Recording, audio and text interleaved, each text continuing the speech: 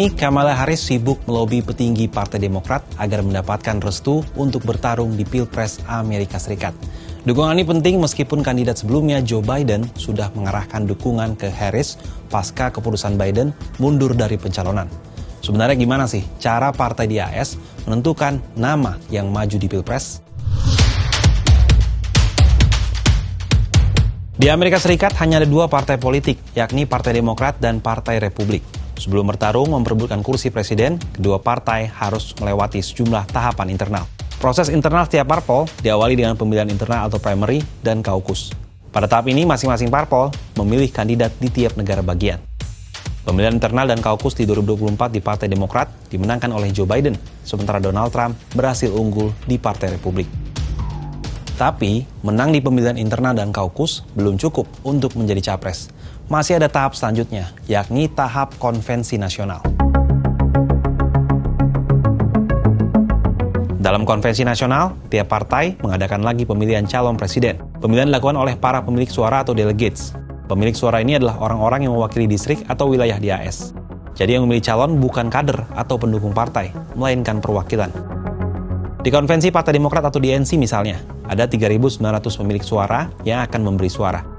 Selain itu ada juga 700 pemilik suara super atau super delegates. Pemilik suara super diisi oleh pejabat eksekutif dan legislatif Partai Demokrat, yaitu para gubernur dan anggota DPR. Biden dan Harris termasuk di dalam kategori super delegates ini. Baca Pres Demokrat harus meraih suara minimal 1.976 delegasi agar bisa maju sebagai capres. Kandidat yang meraup suara terbanyak di DNC menjadi calon sah dari partai itu untuk maju ke pemilu AS yang digelar 5 November mendatang. Adapun Konvensi Nasional Demokrat baru digelar 19 Agustus 2024. Di tahap ini, Kamala Harris tengah berusaha mengumpulkan suara untuk memuluskan langkahnya bertarung lawan kandidat dari Republik. Sementara di Konvensi Nasional Partai Republik atau RNC ada 2.429 delegates. Calon dari Partai Republik harus mampu mendapatkan dukungan minimal 1.215 delegates agar bisa menjadi capres. Saat ini baru Partai Republik yang telah resmi memiliki pasangan capres-cawapres, yakni Donald Trump dan J.D. Vance. Trump berhasil meraih dukungan dari 2.243 delegates dalam Konvensi Nasional Partai Republik pada 13 Maret 2024. Sementara, Kamala Harris masih harus menunggu hasil Konvensi Nasional Demokrat. Pertanyaannya, seperti apa kans Kamala untuk jadi capres dari Demokrat? Meskipun dukungan kepada Kamala menguat, tak berarti bahwa ia adalah calon tunggal dari Partai Demokrat.